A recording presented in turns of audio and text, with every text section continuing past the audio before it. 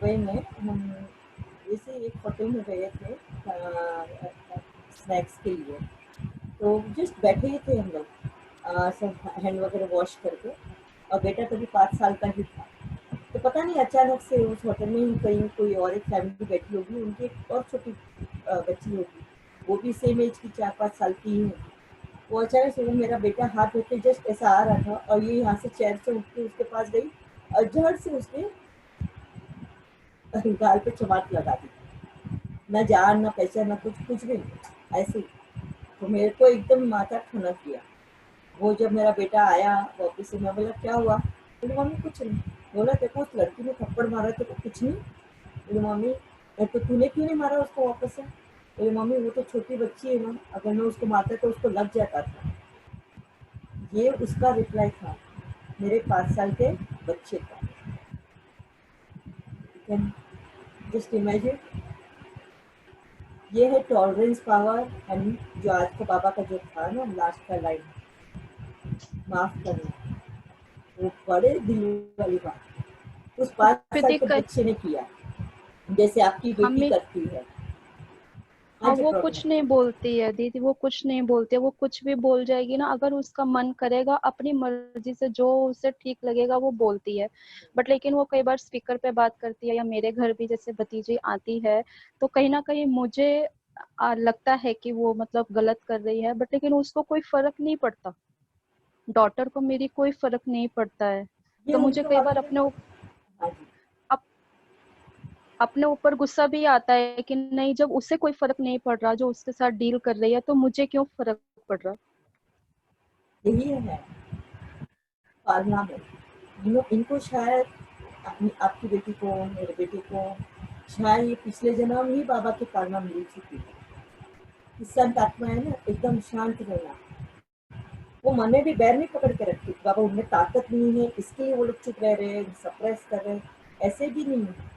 क्योंकि मैं उनको काफ़ी बार ना क्रॉस क्वेश्चनिंग करती हूँ इस बारे में, बेटे को लेकर, कि कहीं ऐसे तो नहीं कि वो अपने आप को सप्रेस करता है, इन सब चीज़ों को लेकर अंदर ही मन में रखता है, और बाद में कहीं ना कहीं बड़े होके ना एक तो डिप्रेशन मोड ले सकता है, या कुछ भी और दूसरा मोड ले सकता है, अग्रेसिव हो बड़े होकर ले सकता है मोड।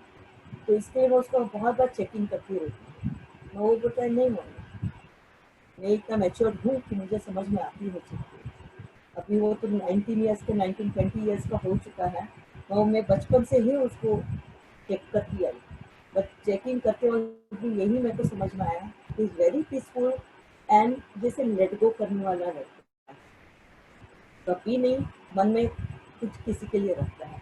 और जब ये संस्कार मैंने उसके देखे, मैंने भी उसको कभी भी उकसाया नहीं किसी से कहा कि तू भी जाके उसको मार, या तू भी जाके उससे लड़, या कुछ भी नहीं। उसके स्वभाव पे उसको छोड़ा।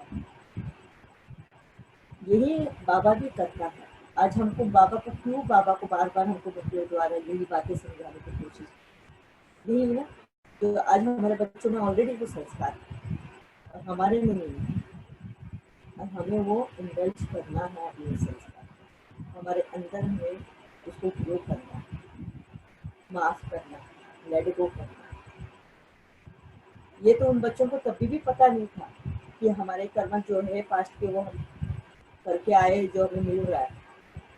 बट उनमें वो बचपन से ही वो एक्सेप्टेंस पावर है, और वो शक्तियाँ शायद उनको बाबा ने वर्ष में जन्म से ही दे दी है। ठीक है, अभी आगे बढ़ते हैं। तो ये है जहाँ हमने उनके बीज रोए हैं, और ऐसी हमें भी पालना मिली है हमारे बचपन में, कि हमको अगर एक थप्पड़ मारा है तो हमको 2 थप्पड़ और देनी है। महात्मा गांधी वाला हमें किसी ने नहीं सिखाया कि एक थप्पड़ मारा तो दूसरा भी गाल आगे करो, ये सिर्फ हमें बाबा ही सिखाता है ना। इसके लिए बाबा को महात्मा गांधी बहुत याद आता है, इसलिए मोदी ने बहुत बार महात्मा गांधी का नाम लेता है, अहिंसावादी, ताकि हमारे अंदर की ये बदलू की भावना जो है वो प्यार में बदल जाए। ठीक है, तो ये आएगी माफ करने से, लेट गो करने से, अपनी गलतियों को स्वीकारने से। जो हमारा कल था सबसे पहले वाला जो विकार जो है अहंकार, उसको तोड़ने का। अभी सेकंड आता है, अच्छा ये अहंकार का क्लियर हुआ सभी को? और क्वेश्चन है उसके ऊपर? एनीवन? हमारे ईगो को तोड़ना ईगो पर जो आपने कल बताया था ना कि किसी के लिए जो भी आत्माओं से जाकर माफी मांगना, जो उस टाइम अहंकार टूटता है, तो वाकई बहुत टच करने वाली बात है। और जब वो अभी जो हमको सीन नजर आ रहा है, उस सीन में मुझ आत्मा की गलती नहीं है, जस्ट फॉर एन एग्जाम्पल, और दूसरी आत्मा की गलती है, और मैं जाकर उससे माफी मांगती हूँ, तो कहीं ना कहीं उसके गलत संस्कार को, उसके ईगो को मैं बूस्ट नहीं कर रही हूँ, वो फिर से वो गलती करेगा।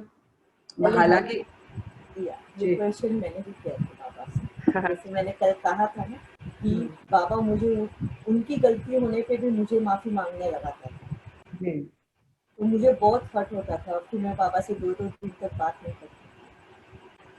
तो फिर बाबा बोलता था, बच्चा तू सिर्फ अपनी की बात देख रही है, उसका या which is true, like of course मेरी गलती है, तभी वो उसका इस तरह से रिएक्शन मेरे सामने आ रहा है, लेकिन वो आत्मा रिएक्ट तो कर रही है, गलत कदम तो वो उठा रही है।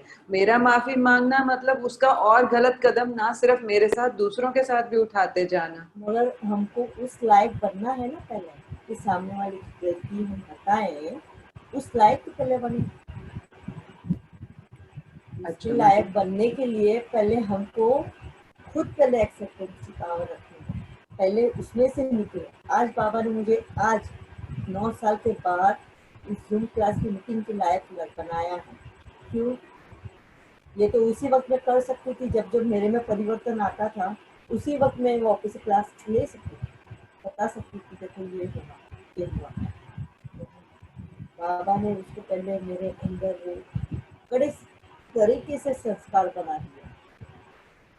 अब रत्ती भर भी अहंकार है, इमीडिएटली छोटी से छोटी ही गलती क्यों ना हो, और बड़ी से बड़ी ही गलती क्यों ना, और सिर्फ परिवार ही नहीं, विश्व मतलब वर्ल्ड के सामने उसको एक्सेप्ट करके सॉरी बोली, इस स्थिति तक लेकर आए हमको।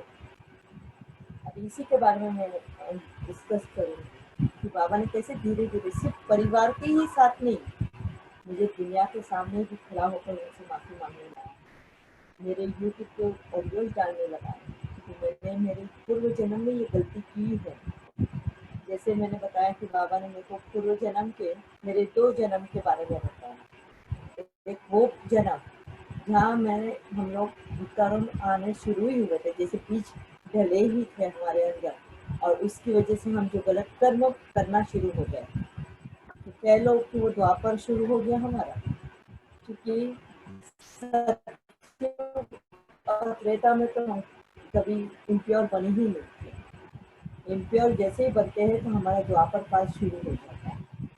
तो वो एक जन्म बाबा ने बताया कि जब से हमारे विकर्म स्टार्ट, और इसके पहले वाला जन्म, तो ये जन्म है इसके पहले वाला जन्म, वो जो पहला जो जन्म आई अभी ठीक है। तो जो उस वक्त का वो जो जन्म बताया, अभी ये था मैंने बताया आपको कि ये माफ़ी मांगना जो था परिवार के साथ में था मेरा, और वो सिलसिला चल रहा था।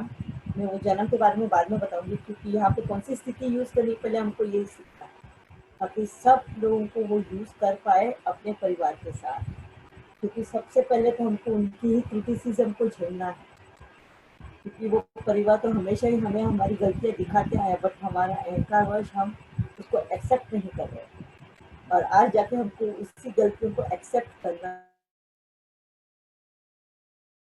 तो एक्सेप्ट करेंगे तो नेचुरली वो क्रिटिसाइज करने वाले हैं कि देखा मैं तो ये तो पहले से ही बोल रहा था, देखा तेरे को ही बहुत था कि तू बहुत सत्यवादी है, तू बहुत सच्ची है, मैं तो पहले ही बताया था कि तेरे अंदर ये है, तेरे अंदर वो है। तो इस स्थिति को, इस क्रिटिसिज्म को झेलने की ताकत हमारे में होनी जरूरी है। नहीं अगर रही तो कहीं ना कहीं फिर से वो अहंकार का जन्म होगा, इससे कहीं ना कहीं हम इन कर्म को क्रिएट करेंगे। जो बाबा हमें सेटल करवाने की कोशिश कर रहा है, हम सेटल ना करते हुए उसको फिर से क्रिएट कर रहे हैं। है ना? तो मानते हो इन चीजों को, हाँ जी, अपनी बिल्कुल इन ठीक। सिचुएशंस को। और ये बहुत डिफिकल्ट था मेरे लिए उस वक्त।